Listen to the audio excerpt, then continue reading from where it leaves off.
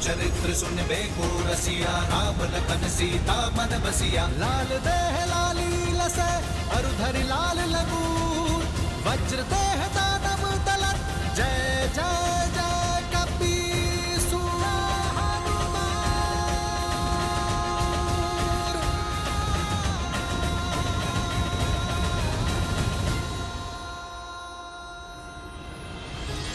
तुलसीदास सदा हरि चेरा, कीजय नाथ हृदय महाडेरा।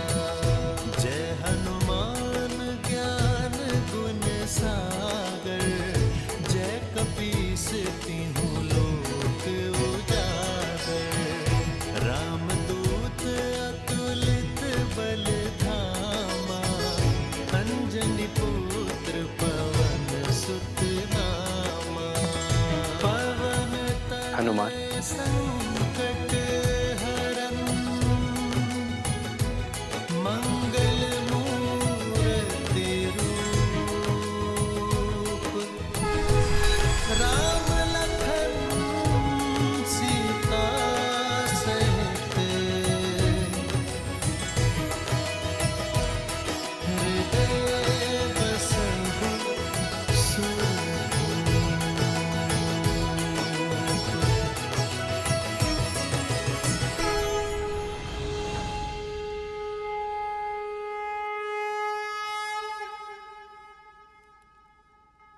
हनुमान ने उचित कहा मित्र।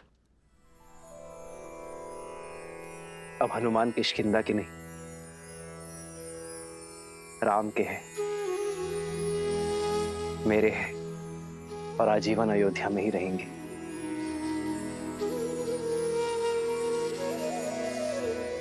प्रभु, अमृत दे दिया आपने मुझे।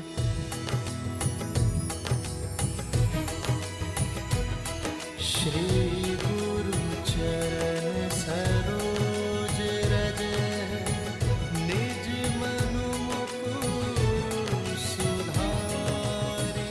हनुमान, तुम जैसा भक्त पाकर तो स्वयं भगवान भी धन्य हो जाते हैं। वचन दो, चाहे मैं श्री राम के साथ रहूं ना रहूं, तुम सदा श्री राम के साथ रहोगे।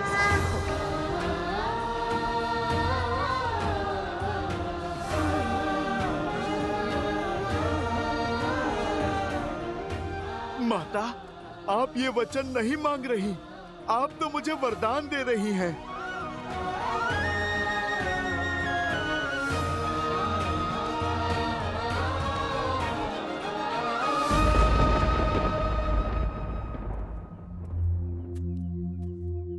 मेरी पत्नी अब तक नहीं लौटी, कुछ पता नहीं कहाँ रह गई।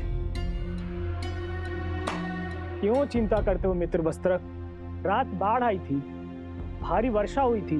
अरे फंस गई हो किसी कार्य में, या हो सकता है अपनी सखी के घर रुक गई हो। बात तो ठीक है बंधु, हो सकता है बाढ़ ने रोक दिया हो, क्योंकि होने को तो कुछ भी हो सकता है। अरे भाई, ऐसे मत देखो मुझे, मैं तो शास्त्रों की युक्ति बता रहा हूं। शास्त्रों में लिखा है कि मनुष्य स्वभाव से ही समाज के बनाए नियमों के विरुद्ध जाता है। जैसे बच्चे को खाने को कह दो तो वो दौड़ने भागता है, वैसे ही व्यक्ति को जो भी कार्य कहोगे उसके विरुद्ध जाने की चेष्टा उसके मन में सदा होती है। क्योंकि मनुष्य बना तो माटी से ही, अब जहां स्वर्ण होता है वहां मलिनता भी होती है।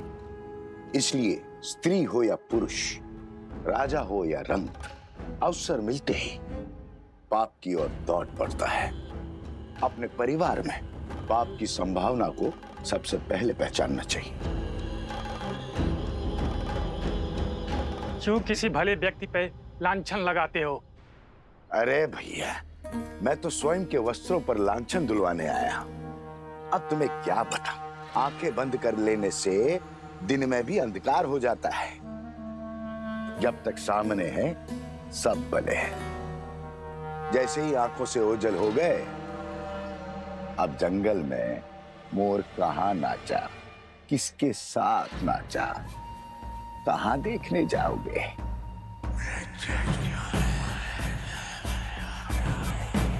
राम राज्य में ये कोई नई बात थोड़ी है। देखो भैया, मैं महारानी सीता पर जो महीनों रावण के पास रहकर आई है, उस पर कोई लांछन नहीं लगा रहा हूं, और ना ही मेरा इस वस्त्र की पत्नी से कोई बैर है। किंतु समाज में शुद्धि बनाए रखने का कार्य तो समाज को ही करना होगा, अन्यथा क्या होगा? किसके घर में किसकी संतान पल रही है, किसे पता होगा? अब अयोध्या के राज सिंहासन पर इक्ष्वाकु वंश का राजा है या किसे आभास होगा? छोड़ो भी। जब महारानी सीता जो महीनों पराए घर में रहकर आई, उसकी पवित्रता की सौगंध खाई जा रही है, तो इस बेचारे वस्त्र की पत्नी कैसे मलिन हो गई? वो तो सिर्फ एक रात से बाहर है। अयोध्या की बातें अयोध्या ही जाने।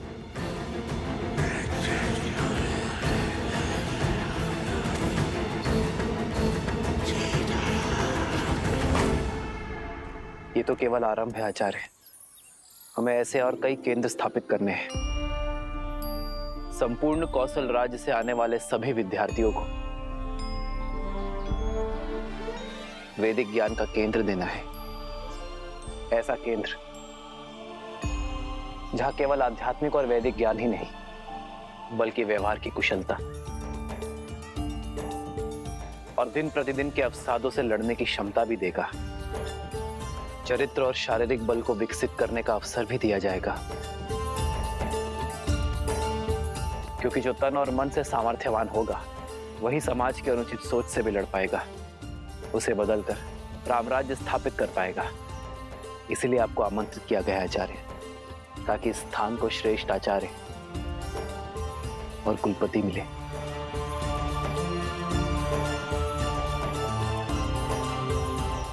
मैं शुक्ल यजुर्वैद्य हूँ।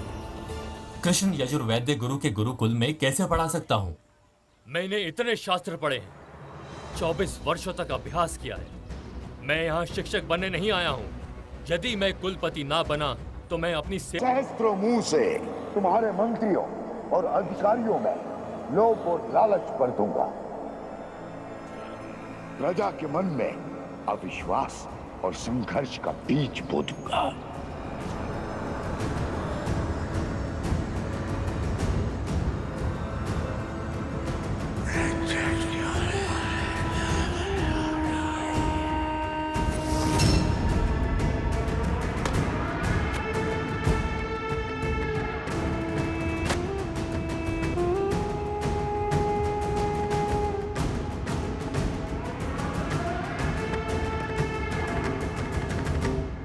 करने पर व्यक्ति सदा अपनी भूल को छुपाने का प्रयास करता है, विचित्र बहाने बनाता है अपने पाप को छुपाने के लिए। किंतु शब्दों से कभी विश्वास में आई दरार भरती है क्या?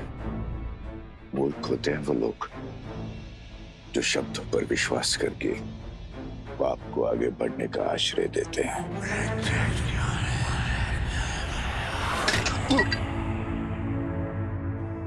क्षमा करना मित्र, कच्ची मिट्टी का था ना, कच्चे संबंधों की तरह टूट गया।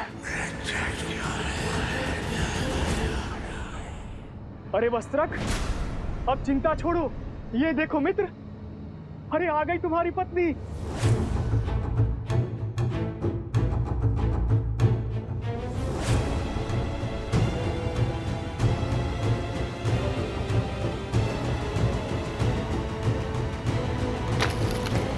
जो आ रही है ना वो, कह देना उससे अब मेरा उससे कोई संबंध नहीं रहा। जहां उसने रात्रि बिताई है वहीं जाकर अपना जीवन बिताए।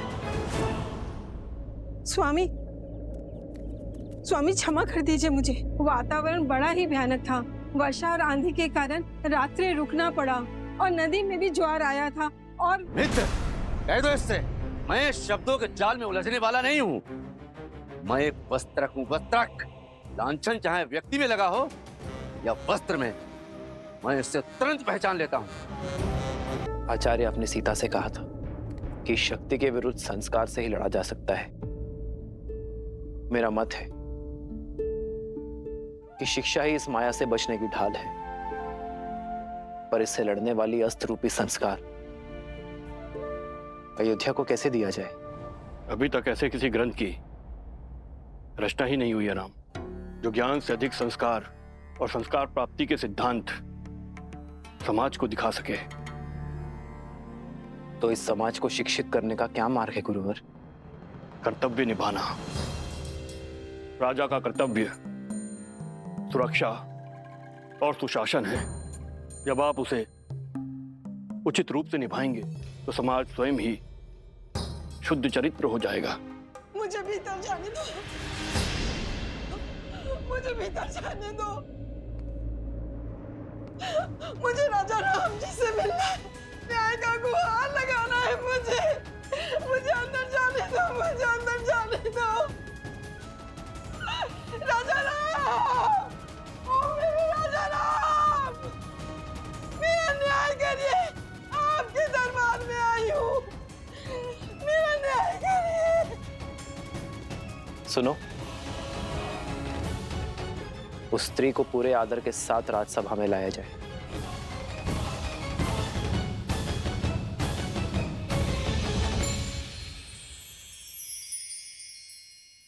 समय आ चुका है, खाओ, अन्यथा राम कहेगा कि मेरी पत्नी का ध्यान नहीं रखा। हाँ, कह सकती हो। पत्नी का ध्यान रखने का गुण उसे उसके पिता से जो मिला है। यदि आप क्रोधित ना हो तो आपसे एक बात पूछूं माता? क्या पिताश्री महाराज दशरथ भी आपका इतना ही ध्यान रखते थे? बताइए माताश्री। ध्यान ही नहीं रखते थे, सम्मान भी बहुत करते थे। कोई स्मरण बताइए ना माता। हाँ माता, बताइए ना। मेरे विवाह से पूर्व कुछ असुरों ने मुझे मायावी संदूक में बंद करके मत्स्य द्वीप में फेंक दिया था। उनकी मंशा थी कि मेरा विवाह महाराज दशरथ से ना हो, किंतु महाराज दशरथ ने मुझे खोज ही निकाला, मेरे प्राण भी बचाए, मुझसे विवाह भी किया। आप इतने समय अकेले राक्षसों के बीच किसी सुदूर द्वीप पर रही, फिर भी महाराज ने आपसे विवाह किया? हाँ, क्योंकि मेरे पति का प्रेम ही नहीं, विश्वास भी अटल था। उन्हें विश्वास था मेरे चरित्र के ऊपर। ये कैसा दुस्साहस है सेविका? आज तक कभी किसी ने इस बात पर संदेह नहीं उठाया। अयोध्या में ऐसे प्रश्नों का कोई स्थान नहीं है।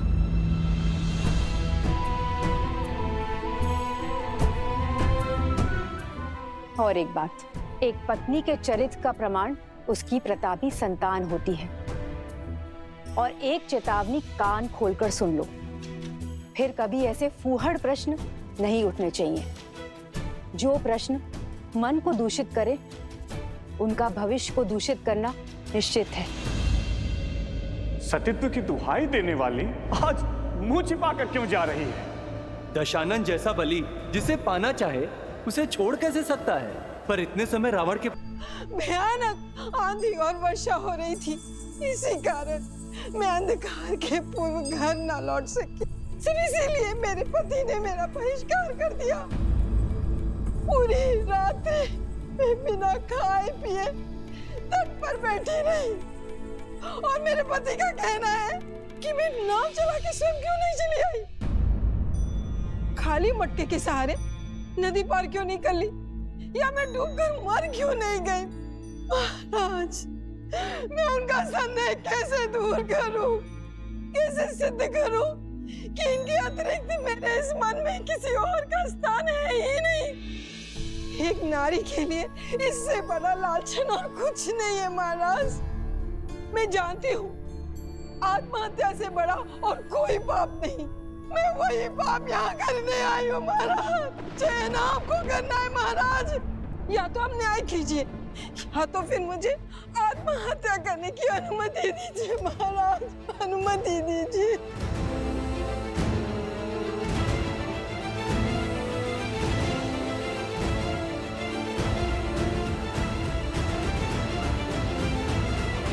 भैया, हमें इसी क्षण जाकर उस वस्त्रक को दंड देना चाहिए और यदि आवश्यकता पड़ी तो पूरे समाज को दंडित करना चाहिए। भरत,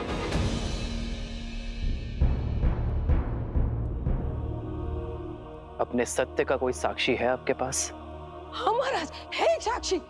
वो नाविक जो मेरे साथ रात को उस पार बैठा हुआ था, वो भी जल स्तर उतरने की प्रतीक्षा कर रहा था। और प्रातः काल जब सब लोग जा रहे थे, उन सब ने देखा था कि हम दूर दूर बैठे थे।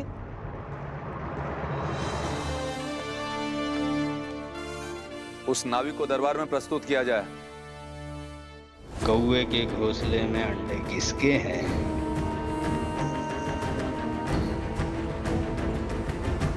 किसने बोला? बोलो, किसने बोला? तुम्हारे मंत्रियों और अधिकारियों में लोभ और लालच भर दूंगा। प्रजा के मन में अविश्वास और संघर्ष का बीज बो दूंगा।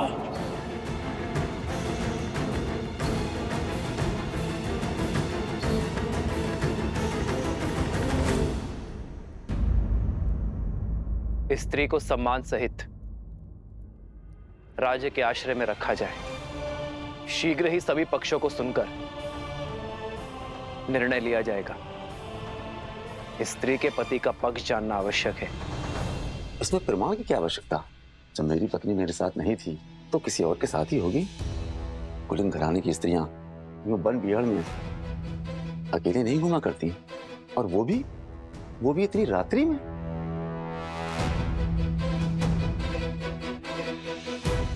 राजकुमार, राजमहल में घटनाएं छुपाना सरल है, क्योंकि भय के मारे वहां कोई कुछ नहीं बोल सकता।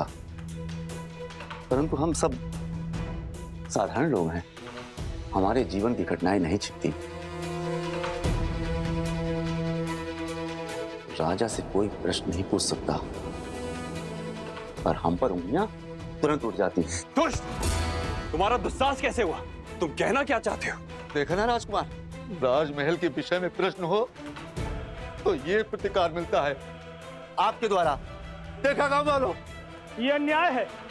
उचित अनुचित का निर्णय राजा करते हैं, कोई और नहीं। छोड़िए, प्राण निकल जाएंगे। ये कैसा न्याय है? राजकुमार छोड़ दीजिए।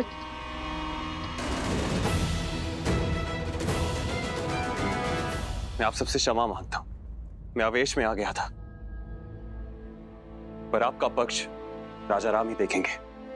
आपका पक्ष सुनकर ही निर्णय किया जाएगा।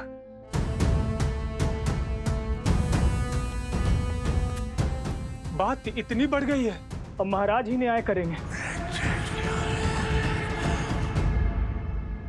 सारी अयोध्या की मति कैसे भ्रष्ट हो सकती है? माना कि वस्त्रक के मन में सहस्त्रमुख रावण ने विष घोल दिया, किंतु सारी प्रजा अपने सोचने समझने की क्षमता को भूलकर अनुचित का अनुसरण कैसे कर सकती है? किसी ने कुछ कह दिया, बस उसी सोच को थामे हुए हैं।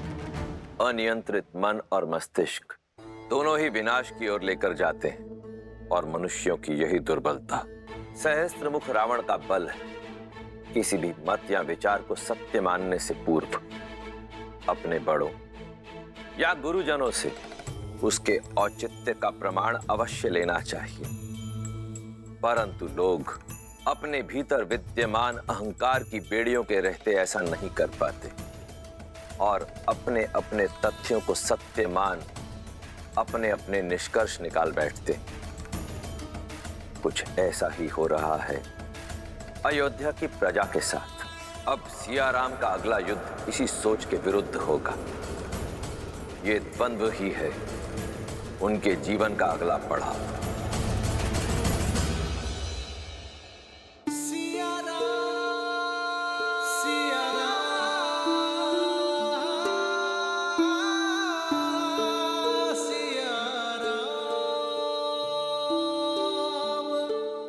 नगर दूषित हो रहा है सीते।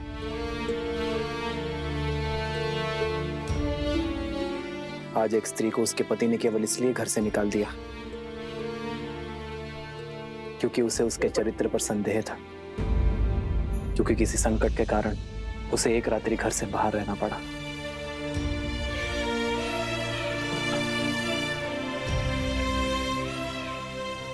जैसे इस पात्र पर कालिक जमी है, वैसे ही कुविचारों की कालिक प्रजा के मन में जम गई है आर्य।